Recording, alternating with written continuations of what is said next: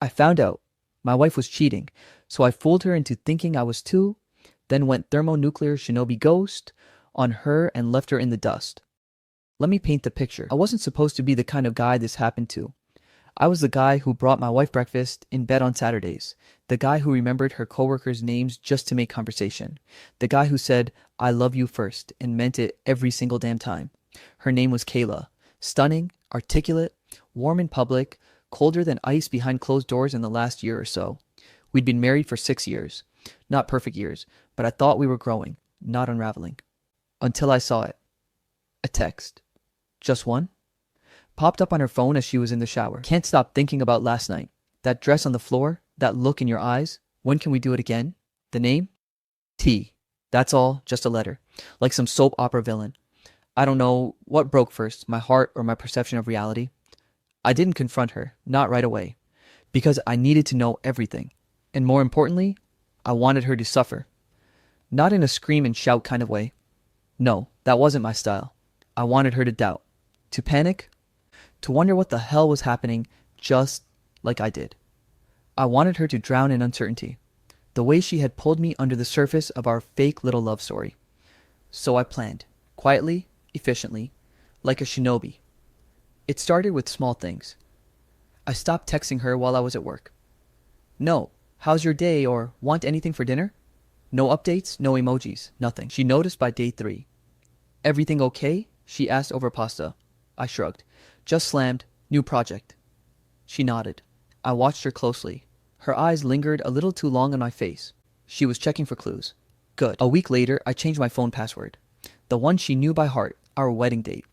I made it a 12-digit random alphanumeric string. She never said anything, but I felt it. The tension in her shoulders when I texted on the couch and angled my phone just a little. A couple of times I'd leave it charging upside down on purpose just to see her glance at it when she thought I wasn't looking. Then came the gym clothes. I started keeping a second bag in my car, just a decoy. One time I came home with damp hair like I'd showered at the gym, even though I never stepped foot inside. I wasn't cheating. I just wanted her to think I might be. The seed of doubt bloomed beautifully. One night I came home late, intentionally. Walked in like I was exhausted. Didn't kiss her, just threw my keys in the bowl and collapsed on the couch. Long day? She asked, eyes sharp. Yeah, I muttered. We had a late meeting, went out after for drinks. She nodded, but her hand clenched slightly. A week ago, I'd have asked about her day, complimented her hair, something. Now, silence. Calculated silence. But the real masterpiece? The phone call. I staged it like a scene from a play. I waited until she was coming out of the bathroom one night and pretended to hang up quickly. She stopped mid-step. Who was that? I looked startled. What? You were on the phone. Oh, I said casually, just no one. Then I walked into the kitchen like I hadn't just dropped a grenade into her bloodstream. She didn't sleep much that night. Neither did I. But I was smiling in the dark. This went on for 2 months. 2 full months of silence, distance, and just enough breadcrumbs to convince her I was screwing someone else. I saw her watching me when she thought I didn't notice. Saw her touching her phone, probably texting T, but slower now. Hesitant. One night, she even tried to seduce me. It had been months. She came out in lingerie I hadn't seen since year 1 of our marriage, bit her lip, sat on my lap like old times. I looked her in the eyes and gently said, "Not tonight. I'm tired." That stung. I felt it. She felt it. The performance was almost over. It was time for my final act. Time to ghost her, but not like a teenager ghosting a bad date. No, this was going to be thermonuclear shinobi ghosting. Vanish, eviscerate, erase, and take the power back in one brutal move. First step, financials. I'd been slowly shifting money into a private account for months now. My paycheck was split. Part went into our joint account, but a growing chunk went into a new one. Separate bank. Separate branch. Fake company name for consulting work. All legal. All mine. I'd also created a secure digital vault. Documents, records, receipts, screenshots of every cheating message I'd pulled from her phone when she left it unattended. Yes, I cloned her phone. She never changed her iCloud password. Amateur. Then the apartment. A fully furnished studio prepaid for 6 months. Leased under an LLC I created online in 20 minutes. It was 5 miles away, tucked behind a strip mall. No one would look for me there. And the best part? It had a private mailbox. Because I wasn't just leaving. I was disappearing. Final move? The letter. I wrote it 2 weeks before I left. Revised it 6 times. Here's what it said. Kayla, you cheated on me. I know. I've known for a long time. I could have screamed, thrown things, made a scene. But instead, I watched. I studied you. And while you were off in someone else's bed, I was building my exit. Consider this my resignation. You won't find me. You won't hear from me. And no, I'm not with anyone. I never was. That was just to let you taste the paranoia you fed me for months. Everything is legal. My money is mine. You'll get the divorce papers soon. I hope he was worth it. Jay. I left the letter on the kitchen counter, along with my keys, and a black rose. I walked out that door at 4:36 a.m., never looked back. No social media trace. No forwarding address. Phone number burned. The silence must have been deafening. Because when the messages came flooding in a week later, from mutual friends, her sister, even T himself, I didn't reply. Not once. I'd gone ghost. But the real haunting, that was yet to come. There's a strange kind of peace in silence, especially when it follows chaos you orchestrated. When I ghosted Kayla, I didn't just leave. I erased myself from the world she knew. No phone, no email, new job, new address, even new health insurance. My old number, burner gone. My old accounts, either deleted or locked down with more layers than Fort Knox. But I wasn't just sitting in that studio with the blinds drawn and a whiskey in hand like some noir protagonist. No, I was watching. Because now it was time to enjoy the show. The first few days, I could only imagine what she was going through. Confusion, fear, maybe relief, thinking she could just move in with T. But that wouldn't last. Because I didn't just vanish, I made it messy in the most surgical way possible. Let me explain. You remember that private mailbox at the new apartment? It was where I started rerouting everything. Credit card companies, tax forms, even mutual friends' Christmas cards. Poof, redirected. But not hers. No, I let her get hit with everything. The joint bills started bouncing. Utilities flagged late payments. Her gym membership, cut off. Spotify, frozen. Apple Family Plan, revoked. Little things, insignificant in isolation. But together, a slow burn implosion of comfort. Week 2, I knew she cracked. Because I got a voicemail from an unknown number. I recognized her voice instantly. She was crying. Jay, if you're out there, please. I don't know what's happening. I don't know where you went. I just want to talk, please. That pause in her voice, that was fear. But there was something else in it too. Guilt? Bingo. She'd probably gone to T expecting a warm welcome, only to realize he wasn't signing up to play daddy husband. Most side guys don't. That's why they like being side guys. And even if she tried to play it cool with friends or family, the cracks were visible. My best friend Matt, who knew everything, texted me an update from a burner phone we set up just for this. Matt, she came by my place today, said she's worried, asked if you were cheating before you left. LMAO, nice work. I grinned. The irony was glorious. She couldn't accuse me without admitting she'd been unfaithful first, trapped in her own chessboard. And checkmate was still coming. But this story wouldn't be complete without T. Let's talk about that walking cliche for a second. He was, of course, married. 2 kids. A job in marketing at some firm with free kombucha and fake mental health days. I'd found his Instagram during my early recon stage. #dadlife. #grind never stops. #family first. Please. His DMs were full of late night messages to Kayla like, if he only knew what you really needed. Can't wait until it's just us. Disgusting. But I didn't confront him. Not directly. Because thermonuclear ghosting isn't about rage. It's about exposure. So I did something petty. Deliciously petty. I compiled every screenshot. Texts, photos, timestamps, and mailed them anonymously to his wife. Printed, stapled, bound. With a handwritten note. You deserve to know the truth. Good luck. I never heard back. But 3 weeks later, Kayla deleted her Instagram. I don't think that was a coincidence. Now, here's where it gets even better. By week 3, Kayla filed a missing person report. Yeah, she went to the police. Said I was emotionally unstable and had gone off the grid. Of course, I hadn't. My lawyer, who'd been prepped months in advance, fielded the call like a pro. Mr. Adams is alive, safe, and in contact with legal counsel. He has chosen not to engage with your client. That was it. One line. Clean, precise, unshakable. The cops backed off, but her reputation? That was already smoldering. It was around this time mutuals started picking sides. Some thought I was a villain. Some thought I'd died. But most? They were confused. Why would I ghost her? We had a nice house, decent marriage, no public drama, and that was the beauty of it. The ghosting wasn't just physical. It was psychological. I let her try to fill in the blanks, and the human mind is cruel when left alone with its own guilt. But I wasn't done. No. The true finale was still ahead, because I had one more move. A party. Not just any party. Our anniversary party. You see, Kayla had invited friends and family to a small get-together to celebrate our anniversary before all this went down. Venue booked. Invites sent. Decorations prepaid. Date? August 17th. I ghosted her in early July. But the party? Still on the calendar. And guess what? I showed up. Not as a guest. I came as a legend. Custom suit, clean shave, sunglasses, Rolex ticking softly on my wrist. I walked in like a man stepping into his own movie.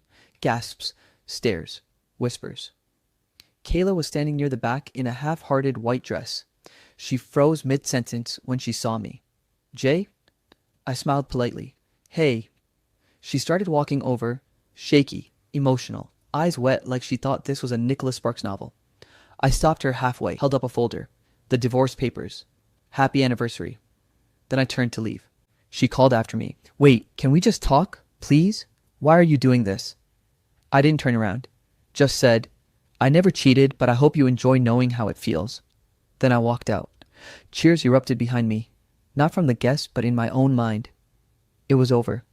Not just the marriage, the illusion, the trap, the fake love, but there's more. Because every story like this leaves behind echoes. And Kayla, she wasn't done echoing.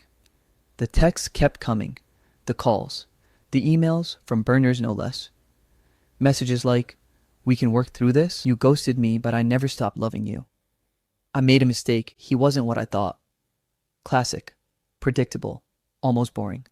I ignored every single one, except one, the last one. It was 2 weeks after the party. No, hi, no begging, just, did you ever love me? I stared at the message for a long time. Then typed, yes, until you made me stop, and sent it. Then blocked her for good. You'd think after full ghosting, a divorce bomb dropped at a public anniversary party and complete radio silence, it'd be over. But when someone's ego is built like Kayla's, the real unraveling doesn't start until after the fireworks fade. The silence becomes deafening and the audience leaves. And that's when her real pain began. Because I didn't just ghost her, I made sure her image ghosted itself. Let's rewind for context. Kayla had always cared more about how things looked than how they really were. Our relationship, filtered through perfect Instagram couple shots, her job, all about perception. She worked at a mid-sized PR firm, basically full of people who use words like synergy and personal branding unironically. You know the type. When we got married, she practically choreographed that entire wedding like it was a music video. But when I vanished, she lost control of the narrative. And that was her worst nightmare. First came the rumors. I didn't have to say a word. Our mutuals did the heavy lifting. One friend asked on Facebook if anyone had heard from me. Another posted a cryptic "men ain't loyal" meme right after I disappeared. But then Matt, my best friend and inside man, slid into the comments with, y'all ever consider maybe he just got tired of being betrayed? That alone set fire to her curated world. Suddenly, people started whispering. Did she cheat? Did he leave because he found out? And worst of all, did she really think she'd get away with it? She tried damage control, of course. Told people I had mental health issues. Said I spiraled. Even suggested I might have had a nervous breakdown from work. Which would have been clever if she hadn't tried to use the same story on 5 different people. Each version slightly different. Turns out liars suck at consistency. One of her coworkers even posted a TikTok about the most delusional girl in my office who tried to throw her husband under the bus, without naming names, of course. But the internet's bloodhound nose picked it up and sniffed hard. Then came the professional fallout. She got pulled from 2 major client accounts at her firm. Why? Because one of the clients was T's wife's company.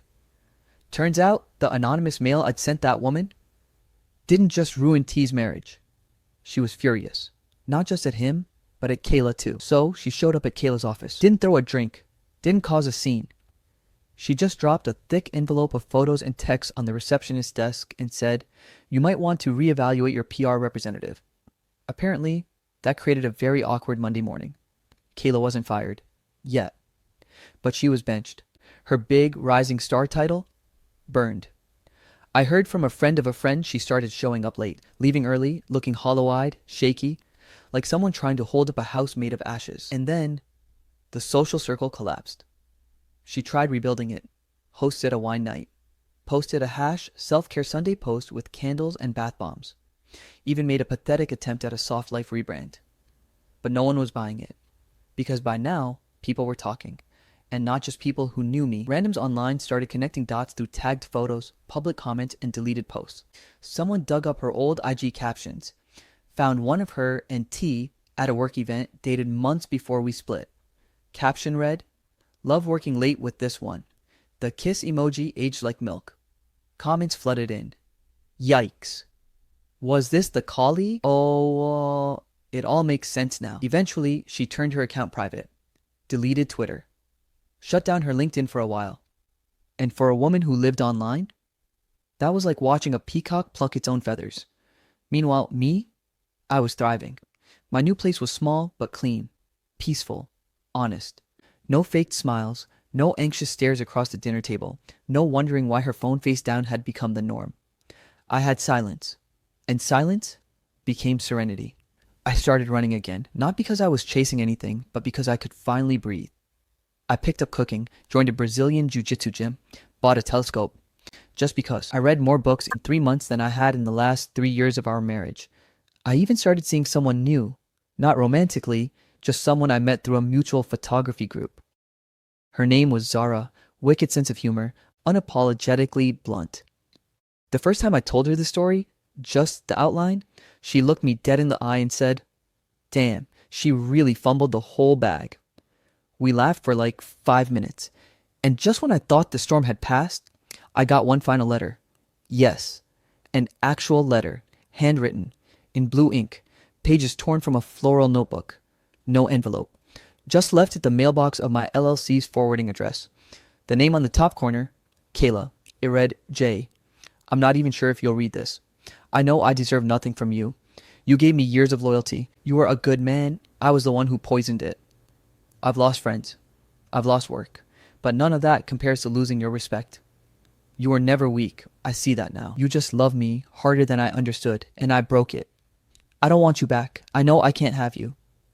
But I want to say I'm sorry. You didn't deserve what I did, and if there's any piece of you that still believes I was ever real with you, please hold on to that, because I was, in the beginning. I hope you find someone who values silence for peace, not secrets. Goodbye. K." I read it twice.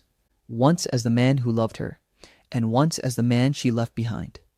Then I folded it, tucked it into a folder, and stored it. Not out of sentiment, out of record keeping. About 2 months later, I heard from Matt again. Apparently, Kayla had tried getting back with T, but his wife had drained their accounts and taken the kids to another state, filed for divorce. Public record. T was now couch surfing at his cousin's place. Jobless, divorced, ruined. And Kayla? Well, let's just say the universe has a way of finishing what karma starts. She was seen at a bar trying to flirt with someone only to get turned down in front of half her office. She left early, alone, wearing the same shade of lipstick she used to wear for me. I never responded to the letter, never called, never emailed. She didn't deserve a reply, because some endings don't need punctuation. They just fade, and when they do, the silence speaks loudest. Some people think revenge ends when the other person falls, when they lose their job or their friends or the person they cheated with. But real peace? It doesn't come from their collapse. It comes from your clarity. It had been nearly 8 months since I vanished from Kayla's life like a shinobi in the mist. The divorce was finalized 2 months ago. No kids, no messy property fights. The prenup I insisted on back when we got married, just in case, was airtight. She didn't fight it, didn't even try. She signed the documents without a word. I'm not sure if it was shame or surrender. Either way, I didn't care. I wasn't doing this for closure anymore. I already had it. Healing doesn't look like you think. It doesn't happen all at once. It's not some epic monologue in a mirror or a dramatic haircut. It's quiet. It's when you wake up one morning and don't check your phone for her messages. When you pass by a bakery you used to visit together and don't flinch. When you stop fantasizing about revenge because you're too busy enjoying peace. I got there slowly. Some days I still felt like I was underwater, swimming through the ghost of the life we used to live. But then I'd remember I built my escape brick by brick. And each step forward was mine. Then one day it happened. A completely normal Tuesday. I was at a new cafe I'd become fond of, wooden interiors, indie music, real mugs instead of to-go cups. Zara, the girl I met through photography group, walked in unexpectedly. She spotted me, waved, and joined me without even asking. That was Zara. Blunt, brave, the opposite of Kayla in every way. She had this habit of staring directly at you when you spoke, like she wasn't just listening, she was absorbing. Your ex, she said, sipping her espresso. Still haunting your head? I smirked. Not really. Why? You didn't even notice, she said, pointing to my hand. You stirred your drink 5 times clockwise. You used to do that when you were anxious. Now, you did it just out of habit. I blinked. She was right. It wasn't stress anymore. It was residue. Old patterns fading away. I leaned back, looked around, and took a deep breath. It smelled like roasted beans, cinnamon, and today, not the past. That was the moment, the first real one, where I knew she no longer lived in me. But let's not lie. The temptation to check on her still came now and then. Just a peek. One search. One scroll. I didn't give in for a long time. But eventually, curiosity won. I typed her name into Instagram on a burner I used for business clients. Her account? Still private. But her profile pic? Different. Gone was the bright smile, the sunny beach background. Now it was a black and white shot of a book and a glass of wine. Minimal. Muted. Like someone trying too hard not to try. Her bio read, recovering, rebuilding, rediscovering. Cute. Vague enough to hide behind. I didn't feel smug. I didn't feel pity either. Just, distance. The same kind you feel when you visit your old high school and realize how small the halls actually are. I closed the app. Never looked her up again. Growth isn't always sexy, but it's powerful. I started journaling. Nothing poetic, just thoughts, questions, realizations. Here's something I wrote 6 weeks ago that I still keep pinned. Sometimes the best revenge is proving to yourself you never needed them in the first place. I didn't just prove it. I lived it. I started my own freelance consulting gig, using the same skills I'd built while cleaning up Kayla's PR messes. It paid well. But more than that, it was mine. Every dollar, every project, every win. And I didn't have to look over my shoulder to see if someone was secretly undoing it all with betrayal. As for love, it found me again, quietly, patiently. Zara and I never rushed it. She knew I was rebuilding. She respected the silence. Some nights we'd just sit on my balcony, both of us reading different books, and that would be enough. No performance, no pretending, no cheating shadows lurking in the corners. And when she kissed me for the first time, I didn't feel guilt. I didn't feel comparison. I felt present. Final act. A few weeks ago, I received a message request on my professional LinkedIn from Kayla. I stared at it for a full minute. Here's what it said. Hi, I won't take much of your time. Just wanted to say I'm proud of what you've built. You always had it in you. I just wasn't smart enough to see it when I should have. I wish you peace. No manipulation. No hidden agenda. Just a whisper of what could have been. If she hadn't blown it all to hell. I didn't reply. Didn't need to. Because the person she was writing to was long gone. Final thought. If you're reading this because you've been betrayed, cheated on, lied to, blindsided, let me tell you something. You don't need to scream. You don't need to smash things. You don't even need revenge. You need a plan. You need silence. You need a way to ghost the version of you that tolerated less than you deserve. And when you finally walk away, don't just leave. Disappear with dignity. And when you cross that final bridge, don't just burn it. Light a cigar, turn around, and enjoy the fire. Update 1, 2 weeks later. Hey Reddit. It's been 2 weeks since I detonated the metaphorical nuke on my soon-to-be ex-wife and ghosted like a shadow in the wind. No texts, no emails, no DMs, nothing. I turned my life into a locked vault and she doesn't have the combination anymore. But oh boy, the fallout has just begun. Let me take you through the chaos I've watched, quietly, from a safe distance, like a sniper waiting for the next dumb move from the enemy. 2 days after my Shinobi exit, I reactivated a burner phone just to monitor the madness. A trusted buddy from my gym, Devin, was feeding me updates too. He's the kind of guy you want on your side. Ex-Marine, zero tolerance for BS, and fully aware of what my STBXW pulled. Apparently, her initial reaction when I didn't come home that night was confusion. She texted, called, no response. By the next morning, panic. She showed up at my office. Joke's on her, I already quit that job 2 weeks ago. Told HR not to share any info. She called my mom, who knew about everything, and hung up after telling her, you got what you gave. I'm talking full meltdown mode. Devin said she was calling mutual friends, practically screaming, he's missing, and what if something happened to him? Like she suddenly cared. But you know what I learned? People don't panic because they care. They panic because they've lost control. Remember how I said I planted those seeds of suspicion before I vanished? Yeah, that plan worked way too well. Apparently, STBXW is convinced I cheated on her. Yes, her. After she literally got raw-dogged by her coworker in a damn hotel suite. She went from denial to projection like she was following a script. She posted some pathetic inspirational quote on her Instagram story the day after I vanished. Something like, sometimes people betray you and it's the universe protecting you. Cue the laughing emojis. Literally, everyone who knows the truth roasted her in DMs. Then she posted a selfie, looking miserable but with a fake smile, captioned, healing hash, self-love hash moving on. Healing from what, Kayla? Your own reflection?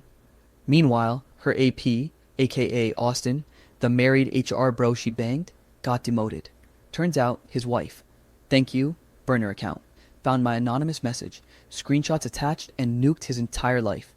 Austin's wife kicked him out, told her church, and filed for divorce. Oh, and his boss found out about the hotel receipts billed to a company card. Dude went from king of the office to driving Uber part-time. STBXW, she hasn't been back to work in over a week. I'm told she's on leave. Translation, she's spiraling. While she's unraveling, I'm rebuilding. Quietly. Efficiently. I moved into a new apartment under a trust name, so my real identity won't pop up. New city, new gym, new life. I even adopted a rescue dog. She's a border collie named Echo, and she's better than any human I've met in years. I hired a lawyer, not just any lawyer, the kind that eats sharks for breakfast. We're filing for divorce, irreconcilable differences, no reconciliation counseling, no joint assets discussions, just cold legal detachment. Why? Because all our shared finances, I drained my side into a private account before I dipped. Legal, clean, and airtight. Everything I put into that marriage is accounted for. She tried to message me on every platform. Email, blocked. Old number, disconnected. Friends, sworn to silence. She even tried showing up at my brother's place. He told her, he's where you can't reach anymore. Maybe that's the point. I've received anonymous DMs from her friends. Some know the truth now. Some didn't until the full story leaked through the cracks like water in bad plumbing. One girl, I'll call her Chloe, messaged me through an old gaming handle I used to use on Twitch. No name attached, just... I didn't know everything. I thought you were the problem. But now I get it. She's not who I thought she was. I'm sorry. I didn't reply. I won't. This isn't about revenge through words. It's about silence that crushes harder than screams. Let her hear the echo of my absence. Let her replay every lie she told in an empty room and hope someone's listening. This morning, she got served the divorce papers. By a process server, I paid extra to wear a tuxedo and hand her a single red rose with the envelope. Was it petty? Absolutely. But I couldn't resist. Devin said she opened it, blinked twice, and muttered, he really left. She cried in the parking lot. Loud. Public. Ugly. Not the Instagram sad girl tears, the real ones. The ones that come when the consequences finally sit on your chest like a weighted blanket of regret.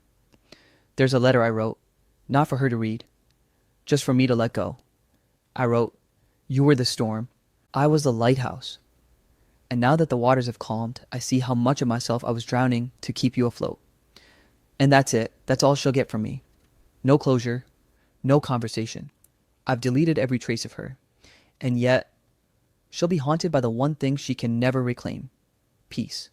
Reddit, you legends carried me through the rage, the confusion, and the rebuild. I didn't think I'd find strength here, but damn, I did. I'm not just surviving, I'm thriving. And she's finally learning what it feels like to be left behind by someone who loved her too much for too long. Update 2. 1 month later. Hey Reddit. Back again. It's been a little over a month since I became a ghost in my cheating wife's life. A vapor trail, a bad dream, a what if she'll never get to chase again. Some of you asked for updates. So here's where things stand now. Let's get something straight. I didn't just vanish. I took her entire sense of reality with me. She still has no idea where I live, no idea where I work, no idea what I do. She thinks I'm either in therapy, on the run, or, get this, undergoing some spiritual cleanse in the mountains. Devin, my inside man, told me she's convinced I cracked from the guilt of cheating and went full monk mode.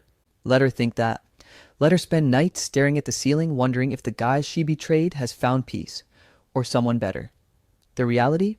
I have both. Let me paint the picture. My place? Upgraded. I moved into a new spot, modern, quiet, with a skyline view that reminds me every night that I escaped a war zone and built peace from the ashes. I framed Echo's adoption photo and hung it by the front door. She guards the house like she knows what I've been through. My mornings are quiet now.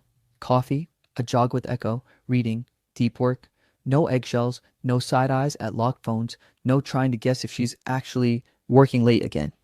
And Zara? Yeah, she's still around. No labels, no pressure, just presence. We hang out, we hike, we go shooting at the range, we laugh hard, we speak softly. She told me once, "You're not broken, you're just unfinished." And damn if that didn't hit. Let's talk about her, because I know that's why most of you are here. STBXW is officially a cautionary tale now.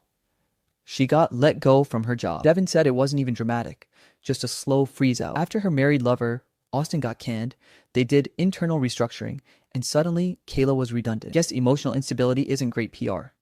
Her influencer side hustle, that imploded too. People dug into her old IG posts, started noticing inconsistencies. A couple of reputation coaches she worked with dropped her. One of her TikToks went mildly viral, but not in the way she hoped. It was a sad, wine-soaked monologue about being ghosted by someone I gave everything to. The comments? You sure you didn't give everything to the wrong dude first? Imagine cheating and then playing victim LOL. Plot twist. He wasn't the ghost, you were the corpse. It got ratioed so hard she deleted her account the next day. The legal side of things is moving like a well-oiled machine.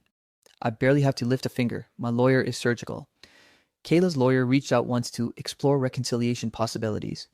My attorney replied, "My client has no intention of returning to a situation built on betrayal." Boom. She tried texting my mom again. Didn't go well. Mom sent her a photo of my childhood dog's grave with the caption, "Even Max had more loyalty than you." Dead. Serious. You want to know how you know you've won? When the person who hurt you starts rewriting history just to cope. Devin told me she told his girlfriend that I was emotionally unavailable for the last year of our marriage. Said I was detached and cold, that I probably would have cheated eventually. It's wild how someone can set fire to the house and then claim the flames made them cold. But you know what? Let her twist it. Let her build an entire fiction to survive the version of me that walked away in silence. Because deep down, she knows. She knows I gave everything until I had nothing left to give. And when I left, I didn't even take revenge. I took the air out of the room. She's been gasping ever since. Yeah, it happened. We ran into each other. Completely unplanned. I was at a bookstore. Zara and I stopped in after brunch. She went off to browse travel memoirs. I was flipping through a book on minimalist philosophy when I felt that familiar tension in the air. You know the feeling? Like a storm that doesn't make noise, but your skin feels it? I looked up. And there she was. Kayla. Hair darker, face thinner, eyes swollen like she hadn't slept in weeks. She froze. I didn't. I gave her a nod. Not mean, not warm, just acknowledgement. Then I turned and walked back to Zara, who didn't even notice the ghost at the door. We left. She never said a word. But her silence screamed. That night, she broke. I got a text from an unknown number. I know it was her.